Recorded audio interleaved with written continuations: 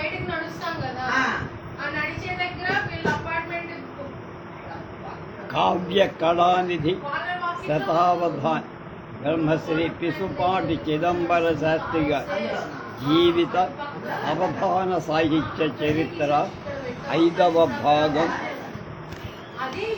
35-20.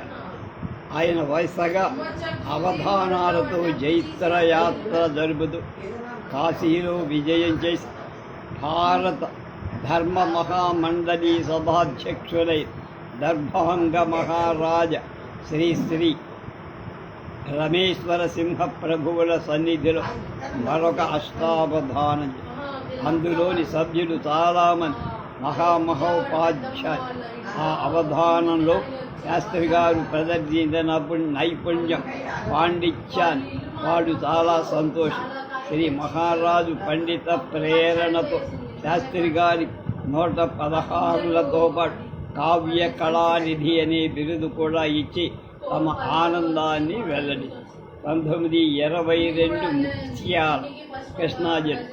ముఖ్యాల జమీందారు ఒక్క రోజులో 100 పద్యాలు తగ్గకుండా ఒక ఆసుకావ్యం నిర్మించాలని వర్యం భారత ప్రసిద్ధమైన కపోత కిరాత వధ కథ. శాస్త్రి గారు వారి కోరిన కావ్యాన్ని ఒక్క రోజులో రాసి వినిపి అందుకు మెచ్చుకొని జమీందారు 116 దిక్కిని విలువగల పట్టు వస్త్రాలతో అనంతశయన సంస్థానం. తర్వాత దసరా మహోత్సవాల్లో వార్షిక నియమాన్ని అనుసరించి మైసూరు సంస్థానానికి, అక్కడి నుండి తిరువాన్పూర్ అనంతశయన సంస్థానానికి. అక్కడ ప్రాచ్య కోశాలలో మహామహోపాధ్యాయ తరువై గణపతి శాస్త్రి గారి అధ్యక్షంలో అవధాన స్వరూప వివరణ ఉపన్యాస పూర్వకం ఒక అష్టావధాన సభ 2-10-19-22 జరిగాయి. ఆ సభకు అనేక మంది విద్వాంసులు, సంస్థాన ఉద్యోగులు వచ్చి శాస్త్రి గారి అవధాన శక్తికి, ఆసు కవితా ధాటికి చాలా ఆనందపడ్డారు.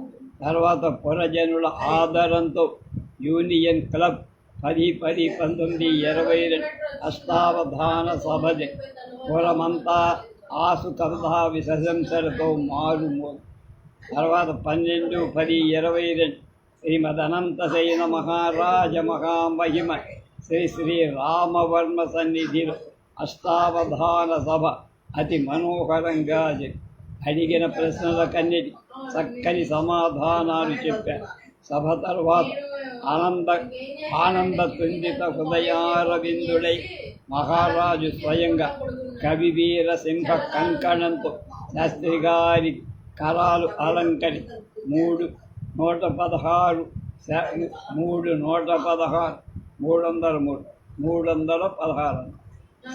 సేలవర్ బహుకవి గణపతి శాస్త్రి గారి ప్రేరణ చేయి అనంతశయన గ్రంథావళి ముద్రిత గ్రంథాలన్నీ. తర్వాత మహారాజ్ఞి మొదలైన మహిళామఠ్ సంస్కృత భాషా పాండిత్య భూషిత అనేక మంది బాలికా పాఠశాలలో ఒక అష్టావధాన సభ చేయించారు.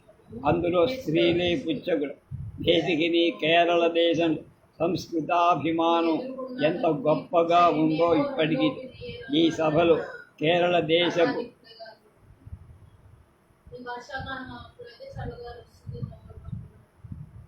జాడన్ వర్ణింపని కోరగా శాస్త్రిగా అస్థీతి కేచిదమృతం నిగదంతి చంద్రే కేచిద్వదంతి లలనాధర పల్లవేషు భృమో వయం సదసి సంప్రతి కేరళీయై కల్పితే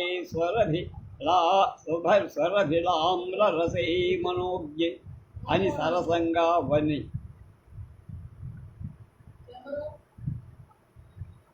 చారు కేరళ చారు గురించి శాస్త్రి గారి హృదయం కేరళ దేశంలో జన వేషాలు దేవాలయాలు ఆకర్షి కనుకొని దేశయాత్ర చరిత్రలో కేరళేషు పురుషశ్చూడా పుమాంస కుక్కుటాయు లతా ఇవ ఫలోపేతా స్త్రియో విగత కంచుకా దేవాలయానాం సౌభాగ్య కేరళేష్వేవ విస్తృతం గోశ్రీరాష్ట్రప్రభూతానాం ప్రజానాం తపసాం ఫలం స్నాత్వా నిబద్ధకేశాంతాః వ్రాతదేవ్యాలయం గతః దృశ్యంతే కేరళే దేశే స్త్రియో భక్తిసమన్వితాః ఏకైకో హ్రద ఆరామः కూపः యది గృహం తథా కేరళే పరిదృశ్యంతే సర్వతాపి మనోహరాः ఆశ్రమా ఇవ లక్ష్యంతే మహర్షీణాం పురాతన విశాలే కేరళే దేశే సదనాని సమంతతః మృదు సంభాషణా దృశ్యాః స్మితజ్యోత్స్నావృతాననః కృశాబలగ్నా సుదృశः కేరళీయా మనోరమ వార్షికీం జన్మవర్ధంతి మద్రాక్షం తస్య భూభృతః పిష్టప్రవాహైः శ్వేతేషు రాజమార్గేష్వహం గతः అద్భుతः కేరళీయానాం రాజభక్తిధ్వనిశ్రుతः తత్రాస్తే భాగినేయస్య రాజ్యం దేయమితి క్రమः రాజు వీధిని పోయేట కేరళ స్త్రీ ఉలూలు అనే ధ్వని చేస్తారు. అనర్ఘ రాఘవంలో భట్ట మురారి ఈ ఉలూలు ధ్వనిని వర్ణించారు. శాస్త్రి గారు తాము పర్యటించిన దేశాలలోని ఆ ఆచారాలు, సభా వృత్తాంతాలు, దేశయాత్రా చరిత్రలో మధుర వెళ్ళారు. 23/10/1922 మధురా నగరంలో రామనాథ గీర్వాణ మహాకళాశాలలో అభినవ భట్టబాణ విద్యావారధి ఆర్ కృష్ణమాచార్యులు గారి ఆధిపత్యంలో అష్టావధాన సభ జరిగింది. అవధానం అధ్యక్షులు బాగా సన్నుతించారు. తర్వాత శ్రీరంగల్ శంకరాచార్య గురుకుల అష్టావధాన సభ గురుకుల విద్వాంసులు శాస్త్రి గారిని బాగా వినుతించి సత్యం. 1923 బెంగుళూరులో సీతారామ మందిరం అనే ఒక అష్టావధాన సభ జరిగి అక్కడినే 24/6/23 ఆసు కవితా సభలో గంటకు 100 శ్లోకాలు రచించారు. రామశతకం వన్యం దేవాలయాధికారులు ఉచిత సత్కృతి చేశారు. 9/12/1923 ఆర్యధర్మ బోధిని సభలో అష్టావధానం చేసి సువర్ణ పథక బహుకృతి పొందారు. ఈ అవధానంలో అవధాన కృత్యంతో 8 సమస్యలు పూరించారు. ఇది విశేషం. శివగంగా మఠంలో ఒక అష్టావధాన సభ జరిగి తర్వాత ఆర్యధర్మ బోధిని సభ యోగశాస్త్ర ఉపన్యాసపూర్వకమైన మరొక అష్టావధానాన్ని తమ సభలో చేయించి సత్కరించి మొత్తం 4 అష్టావధానాలు ఒక ఆశు కవితా సభ బెంగుళూరులో జరిగింది. వ్యాసరాయపీఠ 15/11/1923 కోసలలో వ్యాసరాయపీఠాది దేశిక నామ మధ్వాచార్య సన్నిధానంలో అష్టావధాన సభ చేసి తార్కిక శిరోమణి అయిన శ్రీవారి సత్కారాలు అందుక శ్రీవారు అతనితో అంతతో ఆగగా శాస్త్రి గారి శతావధాన నైపుణ్యాన్ని కూడా పరిశీలింపదలిచి 21/11/1923 శతావధాన సభ చేయి ఆశీర్వచన పూర్వక 116 రూపాయలు చాలా విలువగల పట్టు వస్త్రాలతో ఆసు కవి శేఖర కేసరి. అక్కడి నుండి గజారణ్య క్షేత్రం దక్షిణ కాశీ అని ప్రసిద్ధి పొందిన తలకామపురి వెళ్ళారు. అక్కడ 16/11/23 అష్టావధాన సభ చేసి 27/11/23 తేదీ పూర్ణమంగళ కామాక్షీదేవి సన్నిధానంలో దేవాలయ అధికారుల ప్రేరణలో భార్గవ చరిత్ర ఆసుకవుగా కావ్యంగా రచించి హిమవద్గిరి సంగ్రహ గంగాఝరీ వేగంలో గంటకు 100 కంటే ఎక్కువ శ్లోకాలు వచ్చేసి ఆసు కవితకు ఆశ్చర్యపడిన విద్వత్సభ్యుల సభలో ఆసు కవిసే కేసరి అని బిరుదువి శాస్త్రిగాని సత్య దేవాలయాధికారి 116 బహు.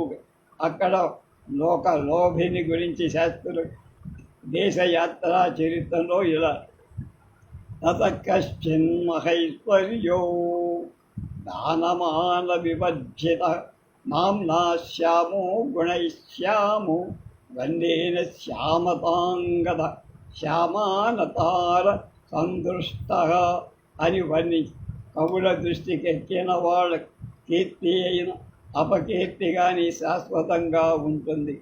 1920 నెల్లూరు విక్రమపురంలో సంస్కృత కళాశాలలు కన్యకా పరమేశ్వరి దేవాలయంలో 1924 అంటే జనవరి 1924 సంవత్సరాలు 2 అష్టావధాన సభలు విజయోచ్ఛేదితంగా కన్యకా పరమేశ్వరి దేవాలయంలో జరిగిన సభకు మహామహోపాధ్యాయ కళాప్రభు వేదం వెంకటరాయ శాస్త్రి గారు అధ్యక్షత తిరుపతి వెంకటేశ్వర సంస్కృత కళాశాల 3/2/1924 జరిగిన అష్టావధానంలో శ్రీ శాస్త్రి గారు ప్రదర్శించారు. ఆసు కవిత అవధాన కౌశల్యాన్ని పాండిత్యాన్ని చాలా ఆనందం పొందారు. మహామహోపాధ్యాయ కళాప్రపూర్ణ కపిస్థలం దేశికాచార్యుల ఈ మధ్యనే వారి గురించి రాశారు. పండిత సదసి చిదంబర శాస్త్రి కృతాష్టానవధానే ఆనందాద్భుత సింధో సంభేదే మగ్న మానసా సడ్ అని అభినందించి ఈ సభ అంతా కేవలం సంస్కృత సవిమర్శగా శాస్త్రి గారు పండిత విమర్శల కన్నిటి తగిన సమాధానాలు చెప్పి వాళ్ళని మిగుల ఆనందపరిచి అక్కడినే మర్నాడు 4/2/20 కేవల ఆంధ్రంలో అష్టావధాన సభజే. అందులో సభ్యులిచ్చిన దుష్కర ప్రాస సమయ ప్రాజ్ఞగమన్ శంభుణ్ సుభద్రను కూడగబుట్టె గాంధీయే అది దీని శాస్త్రి గారు భృంగిలయం విను ఉదయ రోచ్ యసంగు నెటన్ మతంగ గజత్వన్నగ వస్త్ర తం నవ వస్త్రమెన్నడు సదా ధరించి మహేంద్ర సూది ఏ దృంగవినన్ రమింపనుదయించే ఘనుండభిమన్యుడు ఆంగల భూమి నవకంబుతో ఎదిరి కోర నెవండు జనించే నిర్ధరం అని గాంధీ గారు అని సరిగ్గా ఆ సమయానికి కారాగారం నుండి మహాత్ముడు వదిలినట్టు టెలిగ్రామ్ వచ్చి ఈ విచిత్ర సంఘటన రవిగాననితో కవిగాంతునే కదా అంటూ సామాజికుల అత్యంత ఆనందం శాస్త్రి గారిని అభినంది. అక్కడికి వచ్చిన పౌరుడే ఆనాటి సభలో శాస్త్రి గారికి సత్కారం చేస్తారు. 6/2/24 సరస్వతి విలాస సభలో ప్రహ్లాద చరిత్రం ఆంధ్రంలో ఆసుకావ్యంగా రాశారు. గంటకు 100 పద్యాలు పైగా శరవేగంతో జరిగిపోయి 10/2/1924 మళ్ళా ఆంధ్ర ఆసు కవితా సభ. అందులో వన్యం రామదాస చరిత్ర నాడు సకల సామాజిక హృదయంగమంగా కవితాక్షరి ప్రవహి క్షేత్రవాసి బ్రహ్మణుడు చక్కని సత్కారాలు చేశారు. నాగపూడి కుప్పస్వామి గారు పద్యాలతో ప్రసన్న అలమేలు మంగాపురంలో చిర్తానూరంట ద్వైతమత స్థాపకాచార్య ఉత్తరాది మఠాధిపతి సత్యధ్యాన తీర్థస్వామి సన్నిధిలో 15/2/1924 పద్మావతి చరిత్రాన్ని సంస్కృతంలో ఆసుకావ్యంగా రచించి 1 గంట కాలంలో సుమారు 130 శ్లోకాలు చెప్పారు. అందులో 2 సత్యధ్యానయతేంద్ర సన్నిధిరయం ప్రాజ్ఞా సదస్యాః పునః అవ్యక్తవ్యం అక్తవ్యం వక్తవ్యం ఘటికాశతం నిరుపమం వృత్తం నవత్వాస్పదం సోయం సాంప్రతికో మహానవసరః ప్రాప్తః కవిత్వప్రదే మాతః పద్మవతి వరీయ కరుణాపీయూషధారా గతే లేఖకా పంచ విద్యంతే పంచబాహుబలాన్విత పంచాననో యథాహం శ్యాం తథా దేవి ప్రసీదనే. అక్కడనే 16/2/20 అష్టావధాన సభ కూడా జరిగి శ్రీవారి ఆశీ ప్రశంసాపూర్వక సత్కారాలు అందుకొని అక్కడి నుంచి 1/3/1920 గద్వాల సంస్థానం చేరారు. అక్కడ రెండవసారి రావడం, అక్కడ ఏం జరిగిందో రేపు తెలుసుకో.